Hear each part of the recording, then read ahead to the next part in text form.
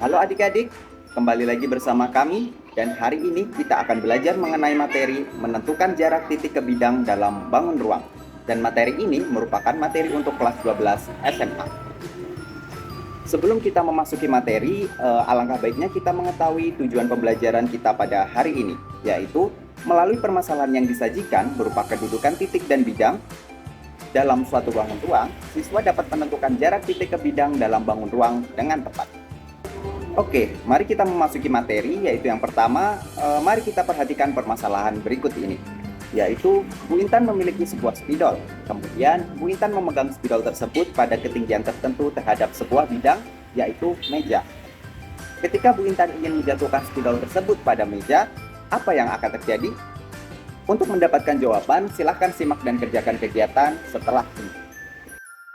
Selanjutnya, terdapat sebuah ilustrasi yang menggambarkan permasalahan sebelumnya nih adik-adik, di mana di dalamnya terdapat titik-titik, yaitu titik A, titik B, titik C, titik D, dan juga titik E, pada bidang X yang menyimbolkan sebuah meja.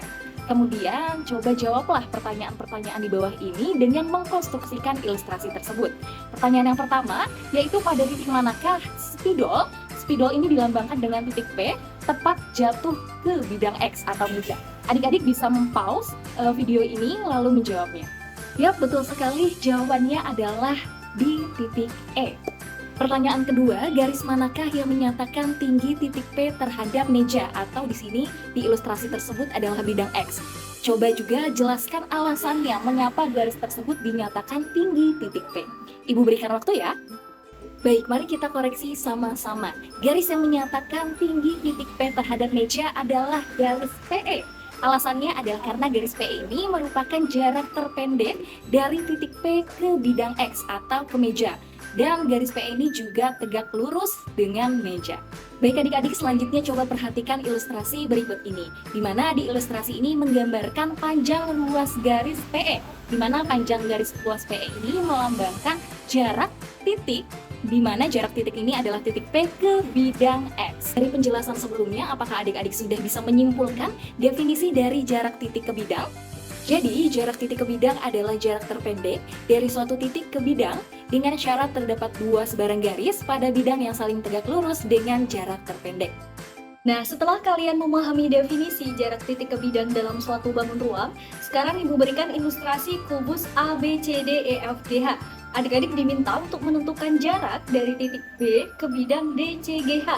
Yang kedua, coba tentukan jarak titik F ke bidang A, D, H, E. Adik-adik bisa mempause video ini untuk memikirkan jawabannya. Nah, benar. Untuk yang pertama, jarak titik B ke bidang D, C, G, H adalah panjang luas garis BC. Sedangkan yang kedua, panjang luas garis FE adalah jarak dari titik F ke bidang ADHE. Karena dua garis itulah yang tegak lurus dengan titik dan bidang yang diminta. Oke adik-adik, selanjutnya coba perhatikan gambar yang ada di atas. Gambar apa ini? Nah, benar. Ini adalah contoh ilustrasi gambar sebuah piramida. Pernahkah adik-adik berpikir berapa sih tinggi dari piramida itu? Nah, adik-adik, untuk menghitung tinggi dari piramida tadi, kita dapat menggunakan konsep jarak titik ke bidang. Sebagai penerapannya, Ibu berikan ilustrasi ukuran atau panjang dari setiap rusuk piramidanya. Dengan panjang sisi alasnya yaitu 230 meter, sedangkan panjang untuk rusuk-rusuk tegaknya adalah 214 meter. Nah, dari ilustrasi permasalahan sebelumnya, kita diminta untuk mencari berapa sih tinggi dari piramida tersebut. Dapat kita misalkan bahwa titik P adalah titik puncak dari piramida tersebut dan proyeksinya pada bidang alas adalah P aksen. Titik P aksen terletak pada perpotongan kedua diagonal bidang alas. Kemudian terbentuklah garis PP aksen yang tegak lurus dengan kedua diagonal tersebut. Nah, panjang PP aksen ini sama dengan jarak titik P ke bidang alas atau yang kita cari adalah tinggi piramida. Panjang diagonal sisi bidang alas piramida dapat kita tentukan dengan menggunakan teorema Pythagoras. Nah, dari permisalan garis tersebut, kita nantinya akan menggunakan bidang segitiga untuk mencari tinggi dari piramida. Yang pertama adalah segitiga ABC dengan panjang garis AB adalah 230 dan juga panjang garis BC adalah 230. Yang perlu kita cari adalah panjang dari AC dengan menggunakan teorema Pythagoras, yaitu AC sama dengan akar dari 230 kuadrat ditambah 230 kuadrat, yang akan menghasilkan akar dari 105.800. Dan kita akan mendapatkan panjang AC adalah 325,27. Kemudian berdasarkan proyeksi sebelumnya, panjang garis AC adalah setengahnya dari panjang P aksen C. Nah, dapat disimpulkan bahwa panjang garis P aksen C adalah 325,27 dibagi 2, yang hasilnya adalah 162,64 meter.